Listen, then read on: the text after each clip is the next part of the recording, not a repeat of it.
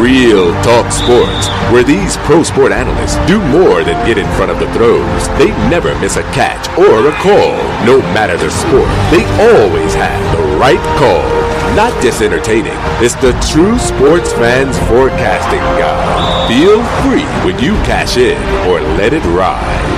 With Real Talk Sports by your side, that is. Just to keep the ball bouncing even more, it's two-way talk with live question and review. So be sure to listen in on the new WIGO. I have, of course, in the booth, the young guns here. We have Mr. Reggie Brown, the 16-year-old run, a young gun. Glad to be here. And we have Ashton Reynolds. He's still a young gun, only the tender age of 21. So glad to be here. Amen. Well, gentlemen, it was a big weekend again in sports. We had a lot of stuff going on here in Atlanta, and we have great stuff going on in the world of football in the NFL. And we also have college football as well. And the big thing that happened here in Atlanta that we're going to talk about before we get into Hawks and Falcons and Cam Newton, should he be MVP? Can the Panthers be undefeated? All those things we're going to talk about and more. But we're going to open up with a little bit of talk about the Celebration Bowl, which happened right here in the A. Ashton, did you get a chance to catch any of that, kind sir? I wasn't able to catch it, unfortunately, but I know it was great and all of that stuff. I actually had a performance, and I was just out all Saturday, so I wasn't able to catch it, but I already know it was great. Yeah, it was off the hook. Outstanding game. I think better, than anybody suspected it would be. It was a close matchup. It went back and forth. But North Carolina A&T, if I can speak English tonight, was a team that had been ranked number one in black college football for most of the year. And they showed out and showed off a thrilling game. They ran up a 24-6 lead midway into the first period, actually the second period. They looked like they were going to cruise to a blowout victory, but give Alcorn State credit, cut the lead to 24-13 and a half, and then it was all hands on deck as they actually tied the score at 31. Wow. Excuse me, at 27, and finally North Carolina A&T hung on to win 41-34 in the very first Celebration Bowl. Wow. That sends North Carolina State to finish up at 10-2. Alcorn State finished up at 9-4, and they actually were last year's kind of de facto black college champion last year. So kudos to the guys at North Carolina A&T. Now we're going to have our young gun come in here with us in just a second and tell us a little bit about what he did, because he actually participated in the festivities. Right, that's what I heard. That's why at the beginning of the show I was just congratulating him and all of that stuff. So I'm just that's what's up. That's yeah, great. Big stuff, man. And actually, our youngest gun, one of the reasons why he's not here, because he's so involved in the robotics program. The robotics program was part of what the 100 Black Men do as part of this program with the Celebration Bowl. They actually had a whole, really, 3 or 4 days of big events here in Atlanta. Like I said, again, the 100 Black Men had a 2-day robotics festival where they had young high school guys from all around Metro Atlanta, come in and show people what is going on in the world of robotics. And then also, of course, after the game, and this we're going to have the young gun talk to us about in just a second, after the game, they had the Battle of the Bands, but not just the college bands. They had the high schoolers out there, and our own Reginald was there on the scene representing Monday's Mill. Well, listen, man, how was it, Reggie, to be a part of that right down there on the Georgia Dome floor? It was amazing, just being able to be out there and perform for everybody and actually seeing what the Falcons get to do every Sunday in the Georgia Dome. And it's just a huge stadium, and you never felt and never seen anything like being on the floor of Georgia Stadium. So it was nice. It was I know it must have been exciting. And now, did they give a grand prize at the end for the winner? How'd they work that out? Well, this one, I'm not sure if anybody got a grand prize, because this was just a battle bands coming after the college game. Gotcha. So it's just a bunch of the best high schools just performing for everybody and just having a good old time. Now, did you get a chance to see any of the college guys do their thing? Oh, yeah, we got to see some great bands in NC State, and especially Alcorn, putting on a great show out there. So I was excited to watch all the bands. Well, it's funny. Alcorn is really getting a reputation of winning the Battle of the Bands. They just need to kind of do a little something on the field, because last time they were here in Atlanta, they did the same thing, put an electrifying halftime performance, but unfortunately lost to Georgia Tech. I think the final score was 61-6. So wow. At least they won the SWAC conference championship. They did. And, it was a great overall game, them and NC State, and just compelling to see Alcorn almost making a comeback to try to win the game. So it was great. Yeah, like I said, unbelievable game, and really the key for the game for North Carolina State really was one man. One man really swayed the course of that game and made the difference, and his name was Tariq Cohen. Now, you when I read these stats, this is not a mistake. This young man rolled up on just 22 carries, 300 yards on the ground, and 3 touchdowns. The man's a beast. Man. I mean, just having this type of performance at such a great game, the Celebration Bowl, and I'm glad to see that he's doing so well. And exactly, there's more talent out there in the SWAC conference and the MEAC conference, so hopefully the NFL scouts will actually start looking at him and guys like that. Yeah, I tell you, for a long time, the black colleges really put several, I shouldn't say several, many current Hall of Famers in the NFL and College Football Hall of Fame came out of the black colleges because, of course, long before you guys were born and when I was just a young guy, you weren't able to really matriculate the way these guys do today at some of the regular colleges like the University of Georgia, University of Tennessee, especially going back, to before I was born, you couldn't play at all. So these guys got together and went to these black colleges, which established themselves as places of learning. And like I said, again, many of the greatest players of all time, play at the HBCU. So shout out to them and shout out to, like I said, really the electrifying performance that they did on the game. And really, from the opening bell, it was just a shootout. North Carolina A&T took a punt return, 74 yards for a touchdown, just a minute and a half into the game. And after that, man, it was just on and popping. North Carolina State really just had the way. Alcorn returned the favor 3 minutes later with an 84-yard touchdown return on the punt. And then it was the Tariq Cohen show, 74-yard touchdown run, 83-yard touchdown run. As North Carolina A&T really looked like they were going to pull away and make it a blowout. But like I said, again, kudos to Alcorn State for actually tying the game at 27 with about 12 minutes to go in the fourth period. But North Carolina A&T holding on to a 41-34 victory. And, again, just Tariq Cohen, I've never seen anything like that. I haven't either. Just seeing the level of play he's at right now and being such a young guy in college, he's definitely an explosive player and definitely could be a real big explosive player in the NFL, and kind of reminds me of a young Devontae Freeman for the Falcons, just having that ability to break all the tackles and just get into the out, and he's just going to run forever. Right. There's no question, man. No question. Oh, listen, folks, if you want to call in, chime in. If you had a chance to go down and check out any of the Celebration Bowl events, phone line is open, 404-361-1571. You also can find us, if that line is busy, at 404-361-1570. You're listening to the Real Talk Sports Show as we broadcast to you, of course, on Atlanta's incredible radio, WIGO AM 1570. You also can find us broadcasting online at WIGOAM.com. Well, the other big news that went across the dial was the Falcons won. The Falcons won. Actually, it was a great weekend, really, for the Falcons and the Hawks. They both won. Hawks have won 3 straight now. Matter of fact, I'll be heading out there in just a little while to check them out right as we end the broadcast. But, yeah, the Hawks and the Falcons looked a lot better. And it's really good for Atlanta fans because we've really been it's been kind of not too good around here. Yeah, I'm glad to see the Falcons winning. And, just what they really had to do this game was step up their defense and just their overall morale. I think they had more fun out there. Everybody was playing good, even though Matt Ryan still had another interception. But he finally got to Julio. He's been a lot healthier this past couple games. He's been breaking out, had 118 yards for a touchdown. And then you got to look at the Falcons' defense, their corners and safeties. Those guys were playing some good defense. And Blake Bortles, he had a lot of chances to throw to Hearns and Alex Robertson. And you know what? They just stopped him. They had a lockdown defense the whole game. And no question about it. We're going to talk more about that in our NFL segment. But definitely kudos to the Falcons for pulling off a much-needed win. And the Hawks now look like they've righted the ship back now. 3 straight wins after losing 3 straight. So it looks like they're back in the mix now playing Hawks basketball. Yeah, the Hawks are just playing some good basketball, trying to stay in contention in the Eastern Conference and not let it slip through their hands and try to get back into the top 8. Well, one of the things, go ahead, Ashton, you were going to say something there, sir. Oh, yeah, it's like I was going on the Hawks, like they still have a chance and they still are contenders no matter what their record's looking like. And for them to get the winning streak under their belt, maybe that'll put that confidence, even continue to ignite that fire so they can keep that streak growing. Well, one of the things I think you saw at the Hawks that makes a big difference, they really went back to playing Hawk basketball. Right. Team moving the ball quite a bit. And the biggest thing is really is better shooting. I mean, Kyle Korver in that last win, I think, was 6 for 8 of three-pointers. So that was really the big difference, I think, just getting back to, what we like to see as Hawk basketball. And also, you guys know the bench play was much better as well. Right. As long as Kyle Korver continues that hot hand, because he's definitely a key element within that offense, especially because he's going to always be open due to the fact that ball is moving around and the way that it does.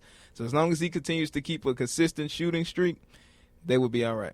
Yeah, definitely. Hawks are playing some great fundamental basketball, being able to pass it a lot more. Jeff Teague being able to work the defense, and having Al Horford in the paint, being able to do a lot of big things down there. And Kyle Korver actually getting hot, like Ashton said.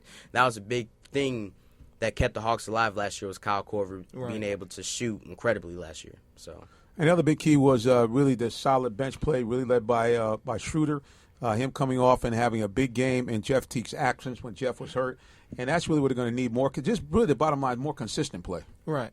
And Dennis Schroeder, he's actually been showing up this year. Actually, it stems back from in the offseason when he was playing overseas and things like that from this summer. The man was putting on a show out in his home country. I think he's from France or something like that. Actually, I think it's I want to say Germany, only because it mentioned that he played on the same national team with Dirk Nowitzki. So I think Dirk is also from Germany as well. So, man. But he's brought that European game. Yes, he did. He was putting on a show this summer, and that confidence from there is coming into effect for the Atlanta Hawks. So Schroeder is definitely a key element to that team, too. And like I say, consistency is everything. Well, another big key is that speaking of consistent play they've been getting all year from Paul Millsap. Oh, yes. Millsap has played up to all-star form all year long, has been a consistent pounder on the boards, even though he's giving up usually 3 or 4 inches to everybody he plays. Yeah, he's just definitely being a big key factor, and it's actually going to one of those leadership roles that the Hawks really need. They had Al Horford to do it, but he's been on and off from injuries, and so I'm glad to see Paul Millsap step up to the leadership position and take the reins. And it seems like he's getting better every year. It's like each year you see a different element of the game that he would show one season, but then he starts focusing on it more and more, and it's increasing his scoring averages and all of that stuff, making his teammates better and making the defense focus in on him, which will get the Kyle Korvers and Jeff Teagues more looks. So Paul Millsap is definitely an all-star this year. If you look at their stats against Orlando in the game that they won last night, 103-100, all of the numbers, the indicators were right where the Hawks need to be to win. The first big thing that steps right out at you, the Hawks for once were not out-rebounded. That's been the problem all year long. They out-rebounded Orlando 41-36, so that was a big key. As we mentioned, Paul Millsap, solid game, 13 points, big off the boards, 13 rebounds. Kent Bazemore's another guy that's been an unsung hero. I know a lot of people talk about they missed Damari's defense, but Kent Bazemore has been really tough off the bench as far as scoring, giving them some punch there. And that's definitely something that the Hawks really need, somebody to be able to come off the bench, score, and have great defense, because that's one thing they've lacked is rebounds and being able to get a lot of hustle points off of steals and turnovers. Well, no doubt, and we already talked about Kyle Korver. Yeah, big shooting night, 6 of 8 from 3.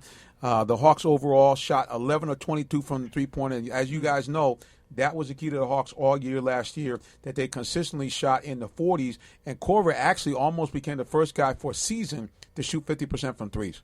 Oh, that's an amazing feat right there, especially for any three-point shooter. I don't care if you're a Steph Curry ball-handling three-point shooter or you're a Reggie Miller coming off the screens three-point shooter. That's amazing in itself. No question about it. And, again, the big key for the Hawks is shooting. They've been shooting very poorly. They shot 50% from the floor overall, both from three-pointers and two-pointers combined. Again, out-rebounded Orlando 41-36. And that's really the formula, for the Hawks to win. They have to be consistent and get good play from their front three, the big three, Horford, Millsap, and Teague, and then get some important bench points. And speaking of bench points, how about this guy who a lot of people thought wouldn't even be playing this year due to his problems with the police, Mike Scott. Tearing it up. Scott, big game against Orlando, 15 big points off the bench for him, including 3 of 5 from downtown. I'm not really surprised with Mike Scott. Back in the playoffs last year, he was able to do that. He was able to put up those big numbers when the Hawks needed in the first couple rounds of the playoffs. So I'm excited to see him come back. stop being in trouble with the police and be able to play some good basketball. Right, and Mike Scott always been electrifying. Like, you know how, remember when Josh Smith was here, he would always do the dunk or something that'd get the Hawks riled up. Mike Scott was that guy who could do that as well as contribute from the outside. So Mike Scott is definitely a key element to this team, too. It's just, consistency is everything, like I always say. Well, that's it, man. You ought to know when you played at Forest Park, that was obviously key for your team as well, being able to just do what you do each and every night on the floor. Oh, yes. Just continue to do what you do and, continue to do what people can count on you to do. Like Kyle Korver's a shooter. They got to count on him to shoot. And also the thing about Kyle Korver is even though he's having an off night, he has to remember what he's paid to do, and that's to shoot the ball. So you're going to shoot yourself in it. You're going to shoot yourself out of the slump. But just keep doing your job, and good things are bound to happen. Well, look, folks, don't shoot yourself off this dial. This is the Real Talk Sports Show. Keep it locked right here. We're going to take a quick break, but we'll be back for more.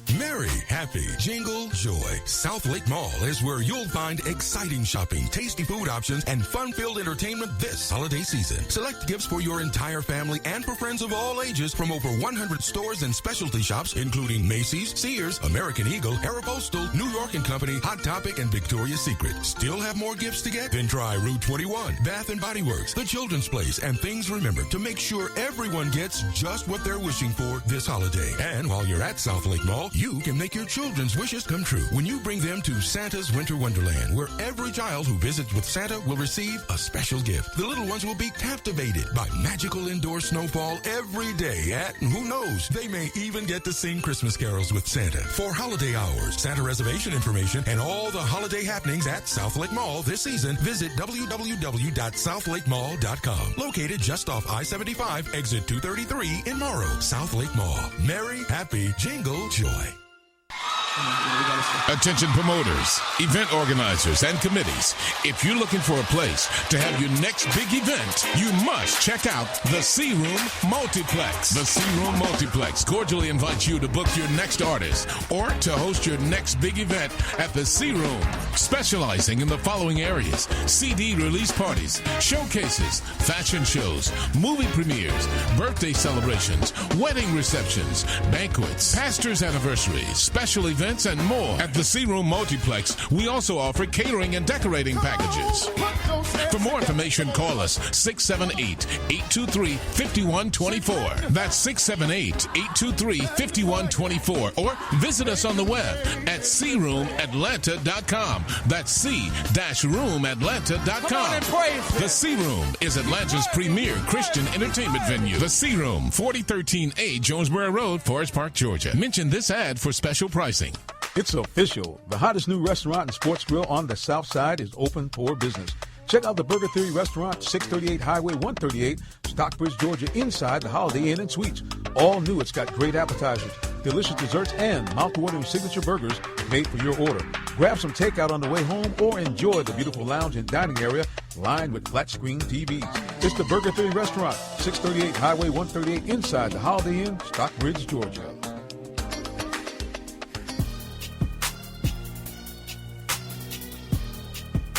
And we are back. You're listening to the Real Talk Sports Show.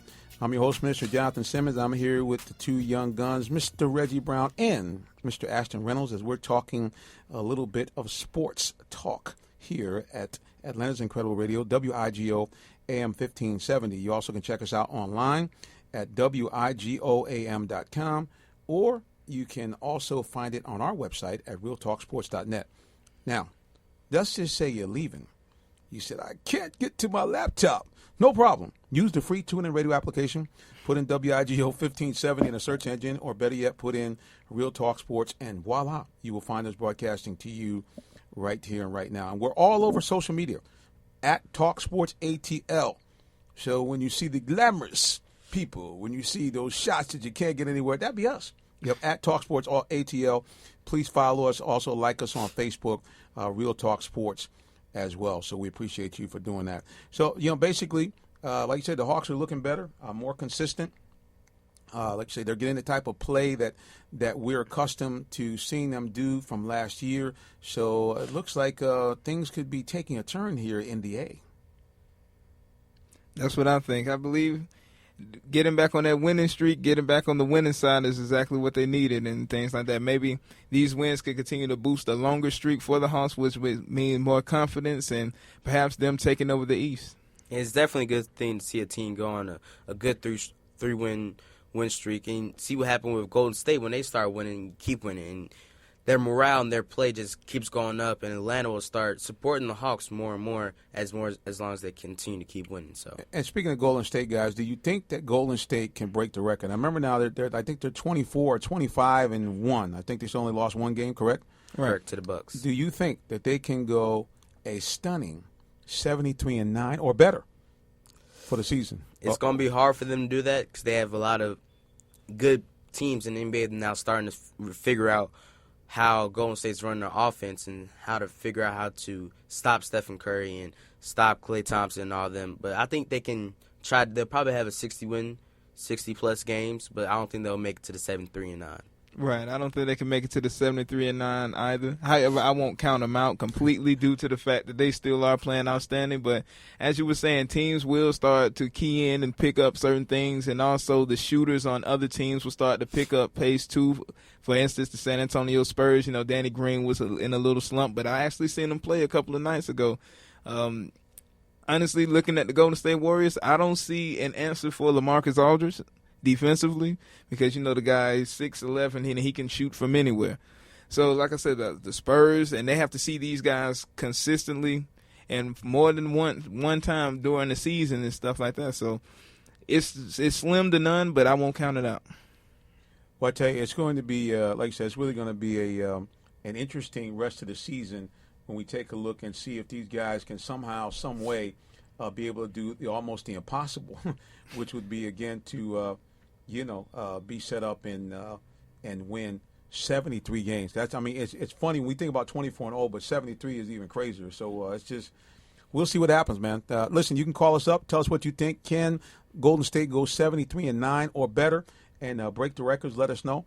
You can give us a call at 404-361-1571, or you also can reach us at 404-361-1570. I know those of you who normally watch us on Periscope, as you know, Periscope has been in peril. They have not been working for some time. I've seen the buzz on social media that a lot of people have found that they can't log on, or if you do log on, it takes just eons to get on there. So we're going to try to see if we can actually get a Meerkat broadcast going for you in just a little bit. So stay tuned, and I'll give you the high sign over the air to let you know that we are broadcasting on Meerkat. So we'll try to get that for you in just a little bit. Well, let's move on here. College football. The college football playoffs are here, and then there were four. Number 1, Clemson against number 4, Oklahoma. And then we're going to go ahead and have, which I think is, to me, the real national championship game, which is Alabama against Michigan State, where you have the master against the student. Yeah, I definitely believe that this Alabama-Michigan State game is going to be huge for Alabama. And Michigan State has this drive to win. They haven't been there in a long time, so they want to win the BCS game, and Alabama's there every single year, except for last one. They're in the college football playoffs every single year, and they're always in the top 10, top 5. Alabama just has this play about them that they're not going to give up, regardless of how large your O-line is or how good your defense is. Alabama's going to come at you with all these different types of plays and different types of schemes, and Nick Saban as a coach just knows how to draw it up and knows how to beat teams, so it's definitely going to be exciting this year. Right, the mastermind Nick Saban. Now, that's what I call him now every time I talk about him, the mastermind, because no matter if it's a pretty win or ugly win, he somehow finds a way to win, and I think that's what he's going to do against Michigan State, although Michigan State has been outstanding this year. However, I think this is a time where experience will overrule, and Alabama will beat Michigan State, and I believe that Oklahoma will beat Clemson due to the fact that, once again, they've been there before. Well, they've been there before more than Clemson have, and I believe that it'll be Alabama and Oklahoma for the final game, and Alabama is my championship pick. I'm going out there on the limb and saying it now. Alabama's the pick. Well, there you go right there. I see Reggie Brown shaking his head like, I agree with you with the Oklahoma and Clemson game. I think Oklahoma has a better drive, and their team is more mature than Clemson is, and I think they can wear Clemson out because overall they're a bigger team. Right. Now, will Alabama win it all? I do not think so. I think they're going to have a very tough time actually beating Michigan State's defense. So my pick is Oklahoma to take it all and seeing Oklahoma and Michigan State in the end. Well, I tell you, just again, looking at these four teams, obviously with Clemson, I think the biggest thing is for them is trying to get past the sensibility that, okay, we finally made it to the big game for the first time since 1982. You know, there was actually a nickname for when you would kind of have a fail called Clemsoning. And they said this so many times. Dabo Swinney said, look, I don't want to hear this anymore, this idea about Clemsoning, that we somehow are going to chump out in the big game. So I think the biggest thing for them is to not to get satisfied with just being in the college football players, but understand they're the number one ranked team. Okay, so they technically are the favorites to take the whole thing and to be able to go in against an Oklahoma team that showed with Baker Mayfield they can put some points on the board, got a great running attack, and see if they can go ahead and, with Deshaun to go ahead and get done what they need to get done and get this thing into the finals where probably they're going to be placing a very tough Alabama team. Yeah, I think if Oklahoma really wants to win this game against Clemson, they're going to have to blitz, and they're just going to put a lot of pressure on Deshaun and see if he's going to be able to move out the pocket and see if when he does scramble, how is he going to be able to react, figure that out. And so after I think they're going to put a lot of pressure on him, he might bust. And, a lot of pressure, quarterbacks that get a lot of pressure on him just can't perform at the right level. Well, here's the thing, though, with Deshaun Watson, he's a lot like Cam Newton in the fact that he can run, he can pass. This is a guy that's already had games very similar to Cam, threw for 300, ran for 100 in the same game. So he's going to be a big key. And they've done all this with their absence of their number one receiver, Mike Williams, who was out for the year with a neck injury. So, I look for Clemson. If they can have confidence going to that game for them to win. Like I said, the Alabama-Michigan State game, that's a game where, Michigan State could mess around and actually shock Alabama. I know it seems crazy, but anytime you got a situation where you have a guy that knows your system, and if you look at the way Michigan State plays, they play a lot like Alabama. They play a hard-nosed defense. Their front seven is stout, and I think I have to give the edge to a Connor Cook at quarterback over Jay Coker. I probably agree with you on that one. But Alabama it's going to be a great game. It's going to be a battle of two big teams and two big defenses, and it's probably going to be a low-scoring game, seeing that both Michigan State and Alabama have great front four, and it's just going to be a tough game for both teams. All right, well, let's get back here. Now that we know the college football playoffs, what's going to happen there, your guys' opinion here on the addition of Kirby Smart to be the head coach at Georgia. Jacob Eason looks like he's going to be signing on the dotted line if he hasn't done so already. What do you think his chances are to immediately turn this Georgia program around? I think Kirby Smart has a great chance to turn this program around. He's bringing that spark, to the offense and signing a great recruit like Jacob Eason, a five-star quarterback. He's a big dude, 6'5", 210.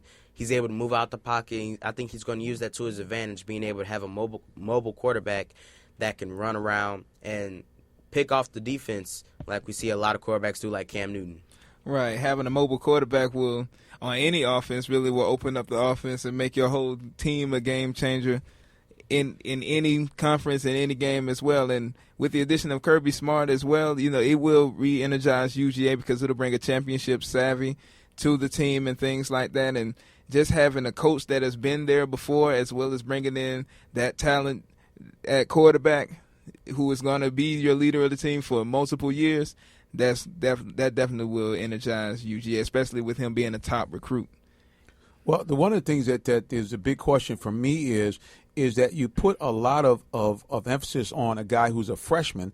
So the question is, can a freshman really come in here into a big-time program like Georgia and be able to make an impact right off the bat? A lot of pressure. Right. You want me to get – okay.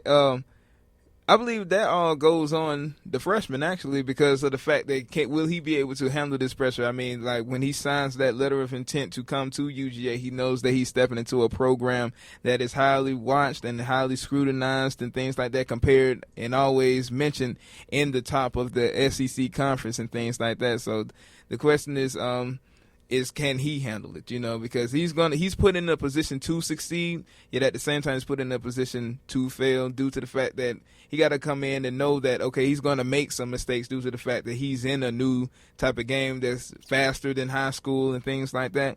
He has to throw all of those high school accolades out the window and just go ahead and hit the learning curve. And if he can do that and just take the bumps and bruises along with being a top recruit, because he's going to have a target on his back, if he can take all of that in full stride, he will definitely be a great quarterback for UGA. Well, good thing for him is go ahead there, Reggie. Oh, I definitely think that Jacob Eason can handle it, and I really want to put more pressure on Kirby Smart, seeing how he's going to build this new UGA offense, because I know he wants to try to reconstruct again, a new quarterback in there like Jacob, and try to recruit some more wide receivers, maybe some bigger and fast wide receivers. And UGA has a great offensive line. They're able to protect their quarterback. And once they get all that together and once they start building, and maybe it might take a year for them to get a complete offense with a running game also, right. I definitely think that UGA will be a threat, and this will be a great UGA football team. Well, there's no question that he's already done some things. He's brought over a guy that was over the Crimson Tide. He was his right-hand man for years over there as a consultant to the defensive coordinator. He was there under Nick Saban as Glenn Schumann, so he's excited about that. And here's the thing with Jacob Eason. He comes from good pedigree. His dad, Tony Eason, was a star at the University of Illinois. He later went on to play for the Patriots and actually got a chance to take the Patriots to the Super Bowl, where they had the unfortunate situation to run up against the 85 Chicago Bears, who blew the doors off them. But Tony Eason knows what it means to play at the highest level. And I'm sure he's talked to his son about how to deal with that pressure to be able to big-time program like Georgia. So hopefully for the Georgia faithful, he'll be able to do what he needs to do. Well, listen, we're going to take another quick break, and we'll be back in just a moment. Now, listen, we're going to talk in this final segment a little more NFL, Falcons, and the big question, is Cam Newton the NFL MVP? We'll be back in just a moment.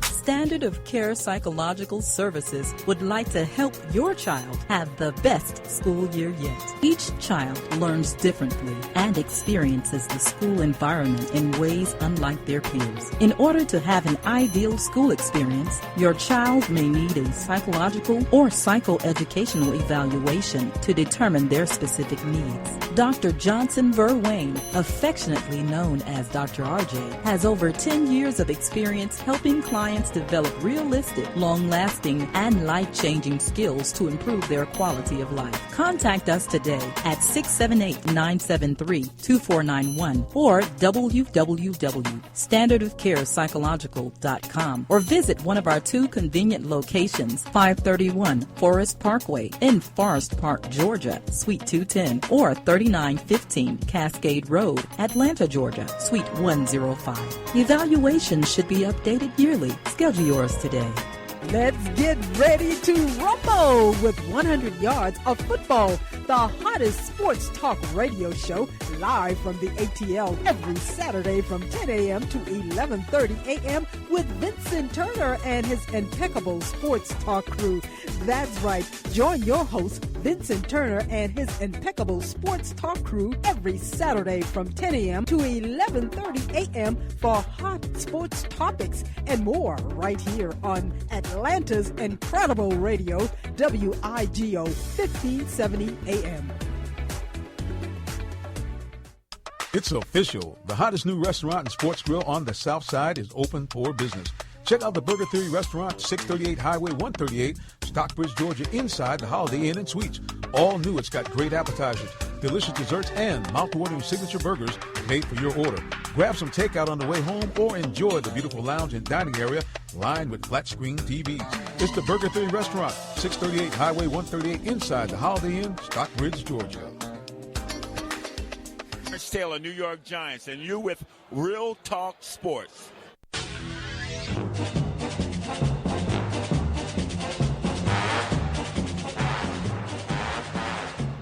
You know, I like that music.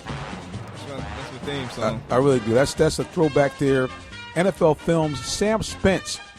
They call that NFL music called horns, simply that. We're going to let that play underneath here as we talk a little bit about the NFL. Well, you know, the big story, obviously, in the league is Cam Newton.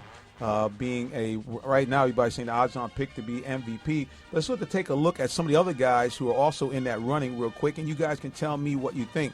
Obviously, up until the Patriots lost, everybody was talking about Tom Brady, and they were talking about him due to the fact that obviously he had lost so many players off in New England, and he continues to roll on. But Mr. Brady lost a little steam, I think, as Cam Newton has put up some numbers that are just crazy. Now, Patriots did win big against Tennessee, 33-16. Brady had another Brady-like day, 23 of 35, 267 yards, 2 touchdowns, and no interceptions. So, he's still hanging in there doing his thing.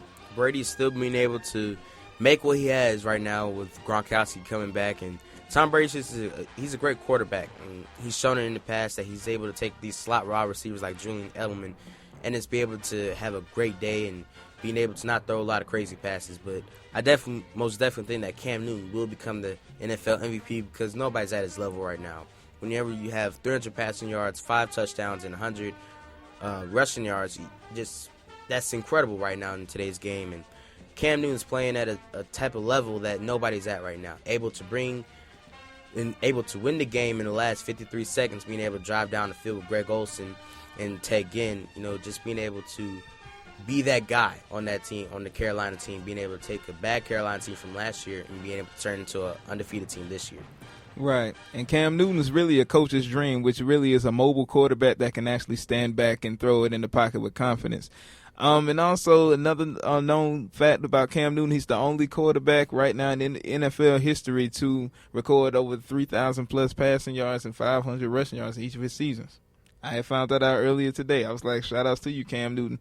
But like you say, he's playing on a level right now, especially that really hasn't been seen in recent years and things like that, especially with the absence of their number one receiver, Kelvin Benjamin. But shout-out to Greg Olsen for just being phenomenal the entire year. Like you said, Ted Ginn Jr. stepping in and things like that. Jonathan Stewart remaining healthy and things like that. And on defense, Luke Kuechly and Thomas Davis is just holding that line down. Jared Allen getting to the passers. Josh Norman locking down your number one receivers. So it's a lot. They're clicking on all cylinders and things like that. And going to Brady, shout out to Tom Brady for being able to cope with the roster changes despite all the injuries, and Bill Belichick for keeping that team together with a phenomenal system that has been working for over a decade. Well, the bottom line is you look at the stats, and the stats tell the story. You look at Cam's last 3 games, and these numbers are just almost like video game numbers. Against the Saints, kind of started thing off. He had 5 touchdown passes, 331 yards, only 1 interception. Of course, we saw the embarrassment of the Falcons, 71% passing completion ratio, another 3 more touchdowns in the air, another 1 on the ground. And, of course, who can say more about the game against the Giants, rolling up a 35-7 lead, and then having the Giants on the Eli Manning come all the way back and then cool, calm, and collected march them down for the game-winning field goal to win that game and keep themselves undefeated, and another 5-touchdown performance. I mean, this guy's he's having a season for the ages, no question about it. He's definitely shown that he was worth it, giving him that $100 million contract before the offseason. And just seeing that he's able to turn his team around and go to the Super Bowl. Right, and I believe that he's just picking up where he left off last year. You remember last year they counted him out of the playoffs, and all of a sudden they managed to get into the playoffs despite an early exit. So he's just put in that work, like you say, showing that he's worth that money. And he's just displaying everything that people said that he had ever since the day he's been drafted and things like that. And his leadership, the swagger that he brought to that team, being the number 1 pick, everybody's really picking up on it, especially the coach and all of that stuff. So on all cylinders, Cam Newton is looking like the MVP, and he's going to win it. Well, to me, what I find very interesting about the whole Cam Newton, discourse right now is all those words you just said. Leader, he leads the team, the confidence. That is the same guy that people were saying just last year, he's petulant, he's not a leader, he's immature.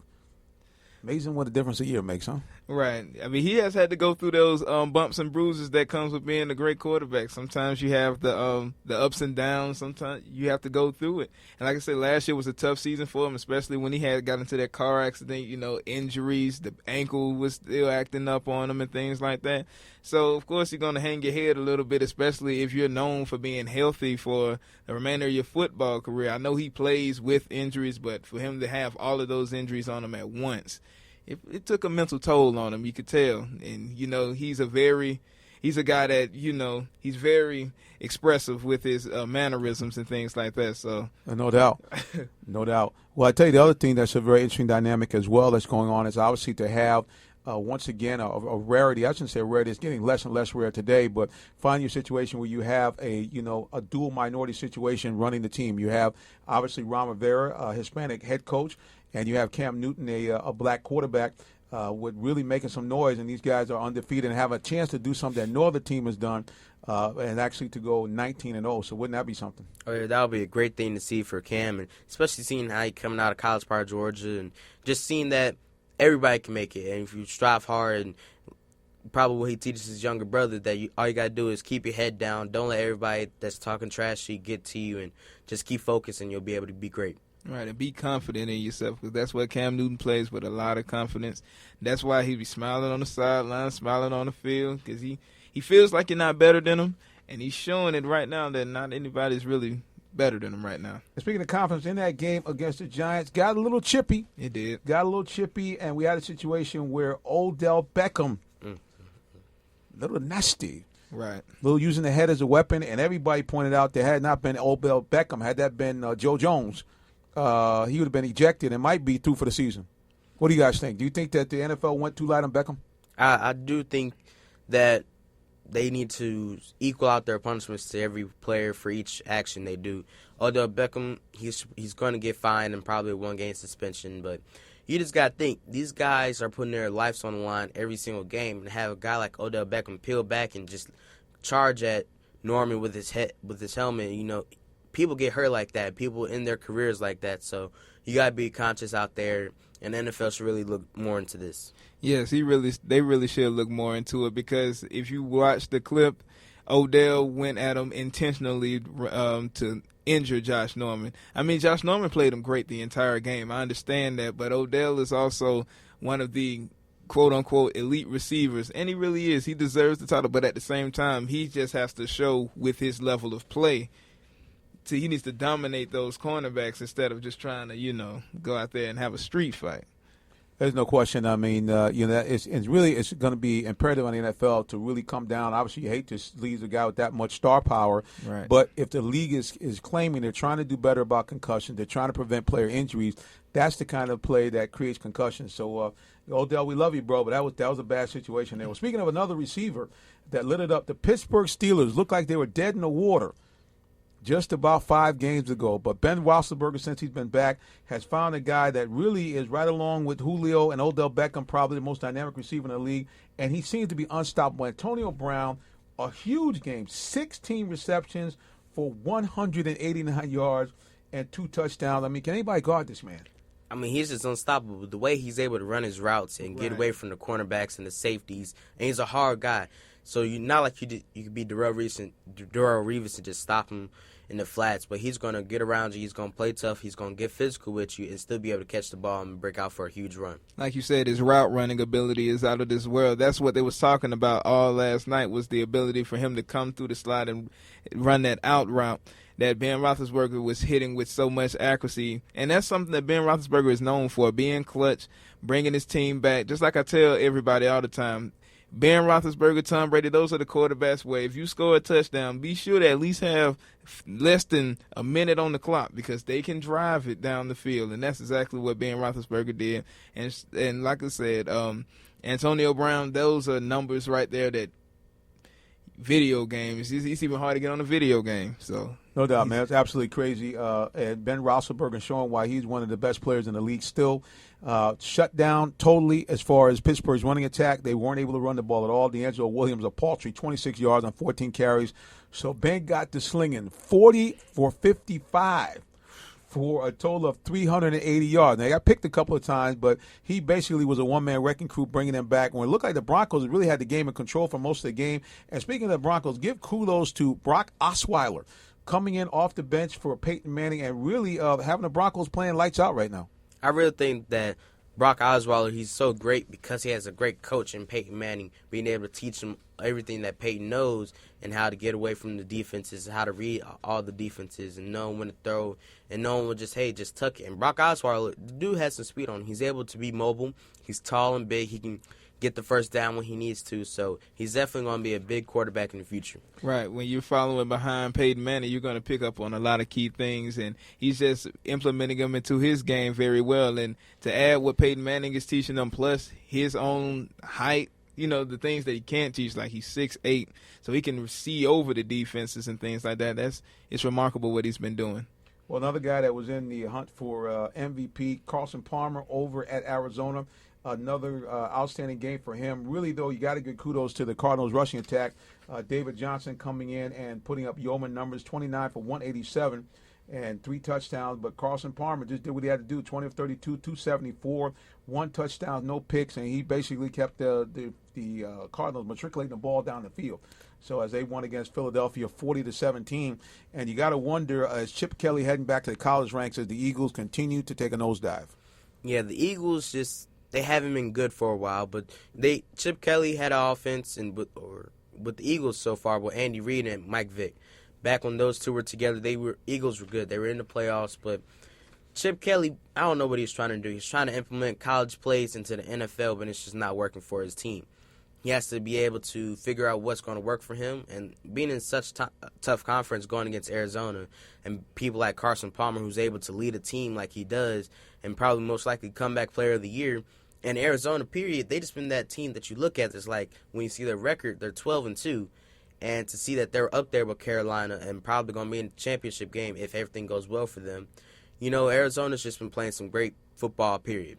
Right. And Chip Kelly's offensive strategy, basically it would have worked, but I feel like he's gotten rid of the players that would have executed the best, starting with Deshaun Jackson when I don't know what happened with them two, but they handled him wrong. And then LaShawn McCoy, who could also execute that offense very well, and they let him go. And they just got the wrong personnel for an offense that those players really aren't used to, that fast-paced offense and things like that. Like DeMarco Murray, his numbers are really low this year. Actually, he's looking like a second string compared to Ryan Matthews' contributions to the team and things like that. And Carolina, they just basically did what they were supposed to do, come through there, capitalize off the mistakes, and just dominate the whole thing. Like you said, I think the Arizona will be in the Super Bowl with Carolina, but also like Carolina, they're a team that their star players or key players seem to get hurt at the wrong time. And they're all healthy, and if they can all stay healthy, those two teams will be in the bowl. Well, there you go. You got those favorites here picked by the young gun. Of course, don't count out my Green Bay Packers. Even though Aaron Rodgers had not looked the same, 22 of 39, only 200 yards passing. James Starks, 9 receptions for only 51 yards, and they just have not seemed to, have the same feel since we've had a little few things with Eddie Lacy not really being 100%. So we don't know, but the Packers are still in the hunt. Already clinched a playoff bid, and they might make some noise if Aaron Rodgers can get hot. Well, listen, folks, we're going to talk a little Falcons before we go, but you got to wait for the break. You're listening to the Real Talk Sports Show right here on WIGO, Atlanta's Incredible Radio. Hello, this is Minister Jonathan Simmons. Everybody needs to be encouraged and inspired, and that's why I'm inviting you to join me on the Clarion Call broadcast every Wednesday, 9:30 a.m. here on Atlanta's Incredible Radio, WIGO 1570. The show brings you inspiration from the Word of God and information from great guests to help you make it through the week. It's the Clarion Call Show, Wednesdays, 9:30 a.m. here on WIGO. You can also listen on your mobile device with the free TuneIn Radio application. Remember to check us out online at www.clarioncallshow.com. Standard of Care Psychological Services would like to help your child have the best school year yet. Each child learns differently and experiences the school environment in ways unlike their peers. In order to have an ideal school experience, your child may need a psychological or psychoeducational evaluation to determine their specific needs. Dr. Johnson Verwain, affectionately known as Dr. RJ, has over 10 years of experience helping clients develop realistic, long-lasting, and life-changing skills to improve their quality of life. Contact us today at 678-973-2491 or www.standardofcarepsychological.com or visit one of our 2 convenient locations, 531 Forest Parkway in Forest Park, Georgia, Suite 210, or 3915 Cascade Road, Atlanta, Georgia, Suite 105. Evaluations should be updated yearly. Schedule yours today. Ladies and gentlemen, And we are back. You're listening to the final segment of the Real Talk Sports Show as we broadcast to you right here on Atlanta's Incredible Radio, WIGO 1570. The phone lines are blowing up, so again, it's 404-361-1571.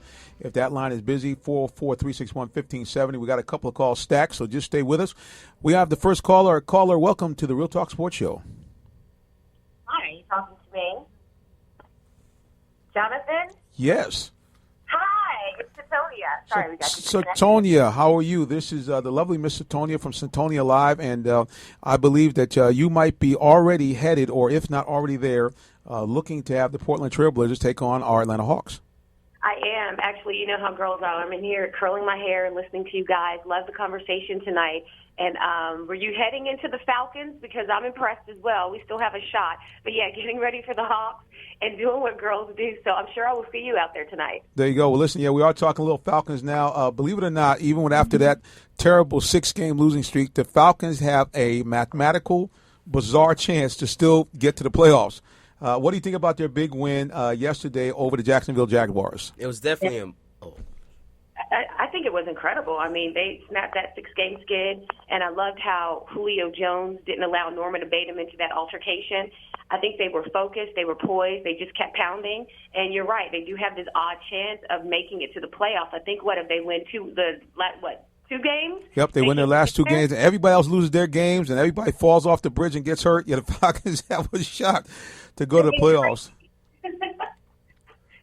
It is absolutely crazy, and oddly enough, I think it would be a great end to a crazy upside-down season. It started off really great, then we hit a rough patch, and now to have this happen and position ourselves to, if some things go down in our favor, we can actually be there. I think it's going to happen. No doubt about it. Well, listen, how can people find out more about you to follow your coverage? Because you do so many things here around Atlanta, not only the Hawks, but a lot of time bringing you some coverage from great events that are going on right here in the A. Oh, yeah, absolutely. SatoniaLive.com, or you can follow me on Instagram, Satonia Live, or I'm on Facebook, Satonia, on Twitter, Satonia, and, of course, SportsWireMag.com, and looking forward to launching my television show at the top of the year. So you'll definitely have to make some guest-to-host appearances, Jonathan. I'm going to hold you to that, okay? Well, that's what I'm talking about. Of course, boys and girls, you can go to our Instagram page at TalkSportsATL, and you will see the lovely Miss Satonia splashed on several pictures as we give you some stuff from the Hawks. And matter of fact, we're going to give you some stuff tonight. Well, listen, Satonia, thanks for joining us, and we look forward to seeing you real soon. Thank you. Good show, guys. See you guys later. I like the ladies. Preacher just got to admit that on the air. But, yeah, the lovely Miss Satonia, very, very talented young lady, man, and just enjoy having her here. Of course, she's been in the booth here. That's why the young guns are smiling, because they remember when Satonia dropped in to visit us here in the studio. But, yeah, guys, I mean, really, it was the same thing with the Falcons like the Hawks. They got back to playing Falcon football. Julio Jones was involved in the game. Matter of fact, scored his first touchdown in about 2 years. And the same thing with Devontae Freeman. And what the Falcons did yesterday is they stayed with the running attack even though they really weren't gaining a lot of yards. Devontae Freeman, 25 carries for only 56 yards, and really most of those came on 121-yard run, so that's not too much. But they continued to just pound away, and basically, especially in that when they scored those last 2 field goals to kind of put the game away, to kind of keep their defense off the field. I think they're trying to go back to their form that they had when they first went 5-0, and that really run and pass scheme where you go like 3 run plays and go into play action to try to wear out the defense with a lot of run plays and hit Julio in the flats or Julio on the seam. So, I like how the Falcons are playing right now. And, Satonia talked about Julio. He hasn't been baited yet, but I can guarantee you for the rest of this week that's going to be the conversation. Can you handle Mr. Norman? And can the Falcons somehow shock the world and stop the Carolina Panthers from this undefeated season? Josh Norman is playing on a level where he is now where Darrelle Revis was 2-3 years ago, where he's created a atmosphere where he's Mr. Shutdown. That's going to be a great matchup because, like I said, no matter what the numbers say, Julio still is, he's an elite receiver and things like that. But Josh Norman has proven this year to be able to shut down elite receivers and things like that, or at least hold them to numbers below their average. So I believe Josh Norman can do it. I'm really looking forward to seeing how Atlanta's offensive line is going to to compare to Luke Kuechly's defense, and just seeing how they can stop him, because if he's get through, he's going to hit Matt Ryan, or he's going to put a lot of pressure on him, so he's not going to be able to get passes out to Julio. So, and if he don't get to him, Thomas Davis right there with him. No doubt. And that was one problem last time. I mean, you had several times where Kuechly actually had gotten to Ryan before he even had a 3-step drop done. The other problem with Matt Ryan is he still has had the problem. He leads the league and passes tipped or blocked at the line of scrimmage. So that's an amazing thing for a guy that's 6'5" to continue to do that. Well, one thing that I've noticed that Matt Ryan has done is, like, the person that he's going to throw the ball to, he just stares him down. Right. So that's not going to really confuse the defense. They're going to know what he's going to do, where he's going with the ball. So all they have to do is just get to their spot. And now, recently, those defenses have been doing it. Well, the big thing, again, the difference was went right back to Falcon football, which was he actually did spread the ball around. Julio, of course, was Julio, 9 receptions, 118 yards. But the big thing, Mr. Roddy White, the old man, got back in there, 3 receptions for 47 yards and a couple of key plays for third downs. And a guy who I said should have long been a part of this offense on the regular, Justin Hardy had 3 receptions, 36 yards, always, again, big receptions for third down. And what can we say about Devontae Freeman, one of the best running back receivers in the game, another 7 receptions for 45 yards, and when he's not running, he's catching, so that's really it. Well, listen, time is coming to a close. We want to go ahead and let our young gun here give us a shout-out here and tell us all the stuff that he's doing with his great blessedcoast.com, and I think he's got some information about some music that he's doing as well. Oh, yes. I actually have this audio series that I've created. It's called Rich Dollar versus Tisha. It's on Facebook. Basically, it's a little story that is very drama-filled due to the fact that it's just a comedy between a character I created, which is myself, what gave him the name Rich Dollar, versus this girl named Tisha. And Tisha was his longtime girlfriend, but she always accuses him of cheating and things like that, or doing all types of stuff and things like that. So it's just a fun, entertainment-filled journey. But the thing about it is, I let you guys write the story. I started it 3 years ago, but stopped it. So I let other folks, pitch in ideas to help contribute to the narration of it. And I just recorded part 4 of it today, and it'll be available for people to listen to on SoundCloud and things like that this Friday and stuff. And if you want to follow me on social media sites, all of my social media sites are available on the website, which is www.blessedcoast.com, and we spell it BLESSEDKOAST. All right, boys, you had it right there. A young gun, you want to give a quick shout-out to anybody before we go? Hey, just shout-out to all the bands that were at the Battle Band. Shout-out to Money's Mill. And, hey, let's shout-out to the Hawks, see if they can play some good basketball tonight. There you go. God bless, and thank everybody for listening in tonight. Remember, if you do not know the Lord as your personal Savior, Jesus Christ, get to know him, because nobody loves you like Jesus. And that's why I love to say I'm grateful for all he's done for me. God bless you, and have a good night. Good night.